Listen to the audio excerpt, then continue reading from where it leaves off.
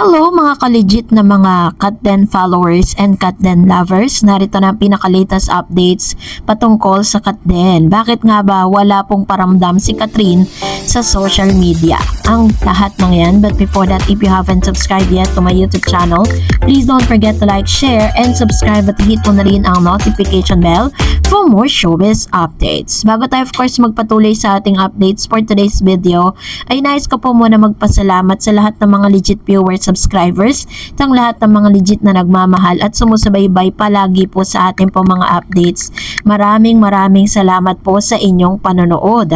At ngayong araw, ang video po na inyong napapanood ay ilan sa mga tagpo, no? Kung saan si Mr. Alden Richards po ay talaga namang nagbahagi, nagpakain po sa lahat ng mga staff and crew ng Pulang Araw. Siguro ito po yung kanyang way of pasasalamat doon po sa kanilang matagumpay na movie ni Miss Catherine Bernardo.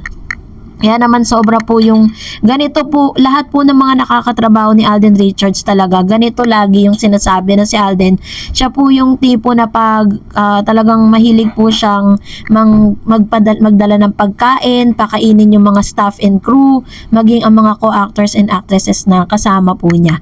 And of course, syempre po, i-congratulate natin ang Katden na movie na Hello Love Again, sapagkat ngayong araw or ngayong linggo na to, nasa ika-4 na linggo na po sila. But still, tumatabo pa rin po, no? Ang dami ng issues sa kapaligiran, pero marami pa rin talaga mga OFW yung nag-aantay na mapanood nila ito pong Hello Love Again sa kanila pong lugar, no? And according po sa mga napapanood at nakikita po natin na 2 billion is waving.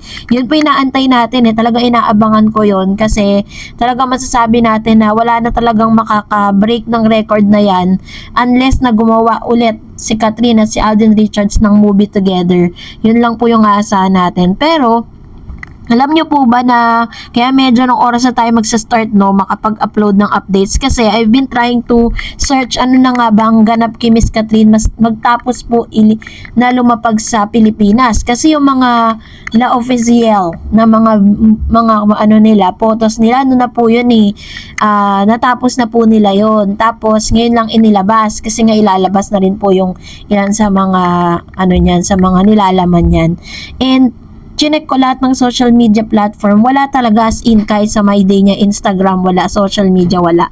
Kahit sa Twitter or sa Facebook. Kaya naman pala, kasi feeling ko lang ito pong si Catherine Bernardo is nagde-detox sa social media dahil yung pangalan po niya ni Catherine Karil nadamay din sa Racal Jennings scandal, no? Nakakaladkad si na Catherine Bernardo Karil sa issue ni na Maris Racal at Anthony Jennings. Inuudyokan sila ng mga netizen na maglabas din ng mga screenshot ng kanilang resibo o ebidensya na di umano'y pagchichit sa kanila ng kanilang mga ex. Ito'y matapos ibunyag ni Jam Villanueva, ang ex-girlfriend ni Anthony, ang mga screenshot na umano'y intimate conversation ng actor at ni Maris. Narito ang komento ng ilang netizen. I think it's time for Karil to speak her truth. Kung may screenshot ka pa dyan, Karil, ilabas mo na. True, sabi niya. Catherine, if may screenshot ka now, it's the time. Catherine, kung may screenshot ka dyan, baka ito na ang tamang oras, char. Ilang netizen naman ang nagsabing wag nang ungkatin ng past. Nakakaya naman kaya El na happily married kay Karil kung kakalkalin nyo pa ang issue nung tatlo. Move on din. Can you guys just leave Karil and Catherine alone? Ba't ba kayo atat na atat idamay sila sa issue nila Anthony at Maris? Seriously, nananahimik yung dalawa. Then idadamay nyo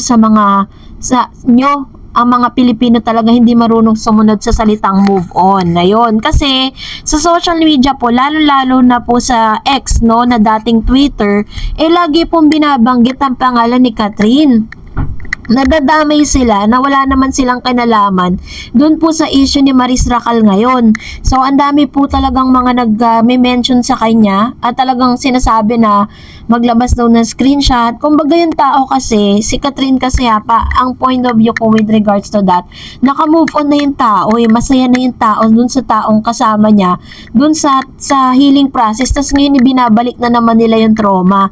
So, naiintindihan ko si Catherine kung bakit parang medyo aloof po siya at medyo nagde-detox po siya ngayon sa social media dahil sa dami ng mga mentions ng kanyang name dahil sa issue ng screenshot nga ni Maris Racal. So talagang nakakaloka talaga yung mga tao, no? Hanggang sa ngayon hindi pa rin sila nagmo-move on. Kahit si Catherine Bernardo itself naka-move on na.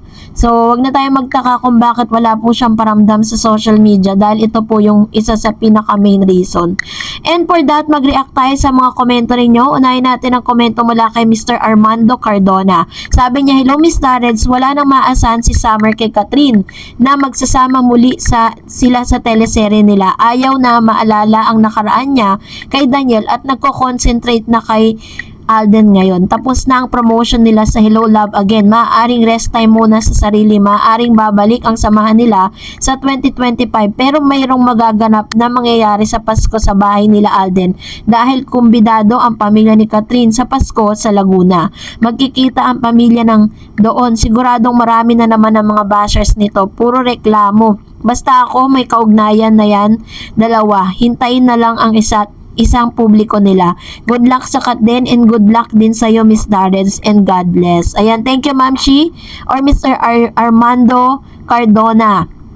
Yan, so tama naman, no, kasi ito yung pinaka talagang rest day talaga or rest time po nila to. Sobrang exhausted po talaga sila sa sobrang dami po nilang ginawa. At si Alden talaga yung taong hindi napapagod. Sabi ni Miss Marites Tan, "Dati gustong gusto ko si Summer. Kaso dami ko din nakitang video niyang napakahambog at suplado. Napakasama na ugali. Doon ako natiwalag sa pagiging idolo sa kanya. Only cut din na ngayon. Salamat Ma'am Dars and God bless you more." Ayan, ito naman yung kanyang observation.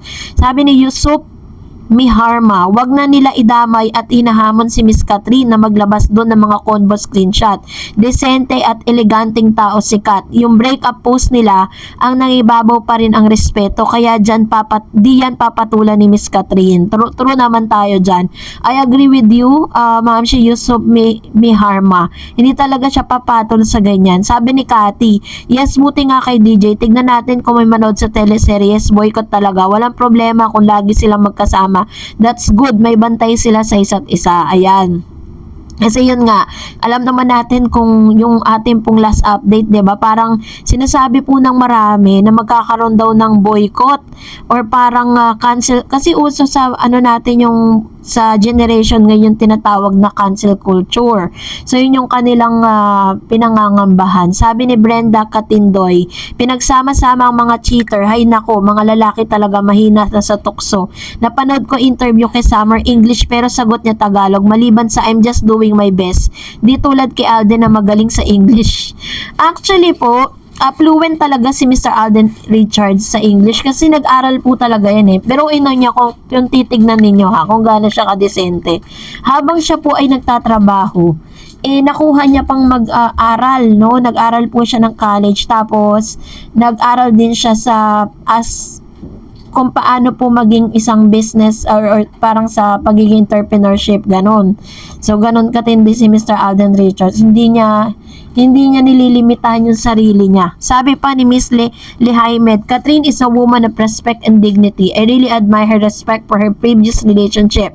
Mas lalo siyang pinagpapala sa very decent ways that she's doing." Tama ka Miss Darreds, pwedeng kasuhan yan si Miss Jam. May na-violate siyang rules about privacy. Advice ko po sa lahat ng true fandom ng Katden, let us spread positivity according to Catherine. Your past negative experiences ruin your perception of love. Moving on and forgiving someone is best act you can give to those people who hurt you. Yes, mas pinagpapala ang mga mabubuting kalooban. I admire this tandem Katden the most. Remain to be decent as possible in the midst of chaotic world of show business. Remain to be respectful and as kind as you are. We love you both. Thanks Ma'am Darreds and we love you too. So grateful to know your vlogs. Keep it up. Ayan. Thank you Ma'am Sheila Haimed. Diba ang ganda ng comment ni Ma'am Shi, diba? Na sa gitna ng chaotic na show business ngayon, 'di ba? Wag na tayong makisabay pa doon po sa toxicity. Let us spread love. Tingnan niyo po si Miss Catherine, lagi niyang sinasabi na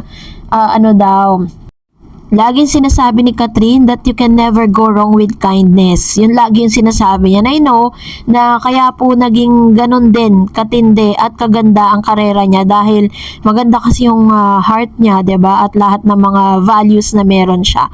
Sabi ni Mr. Renato Sayan, "Hi Mr. Reds, thanks for this update. Actually, kanina ko patay naabangan kasi trending issue ito sa social media platform.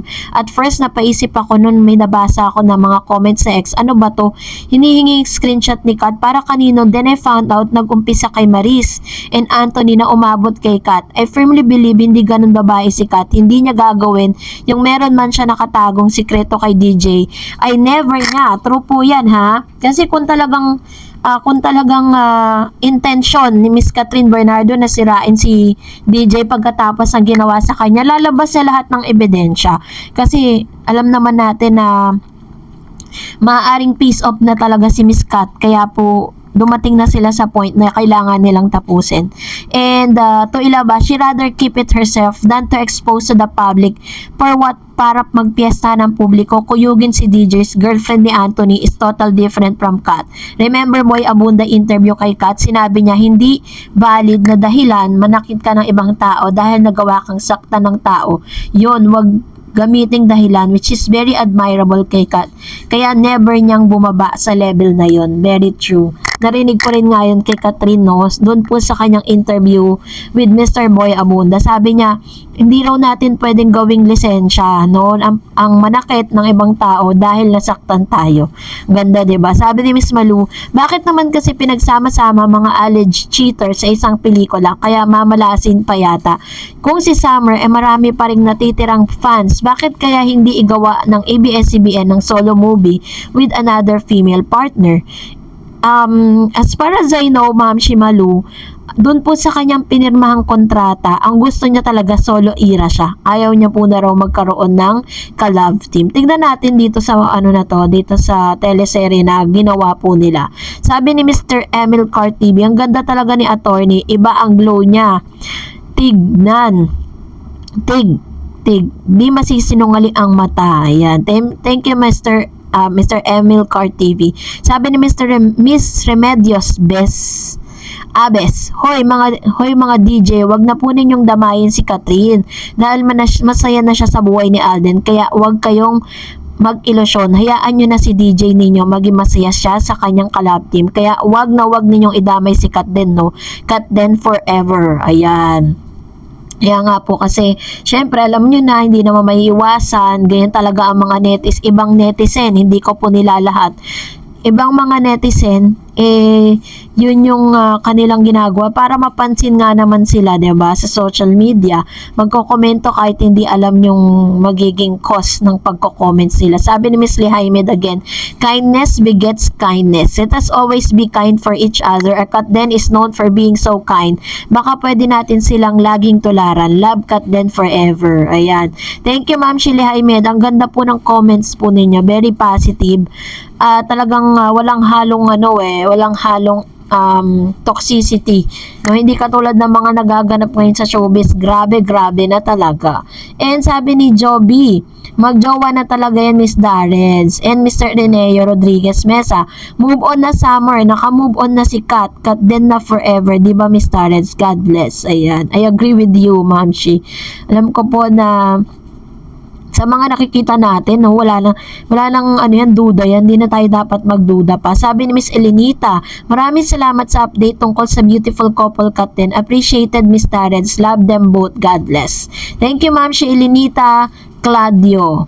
And sabi ni Miss Brenda Katindoy, kanina pa ako nag-aabang ng update sa Kat Den, Ma'am Darrens, thanks sa ayuda.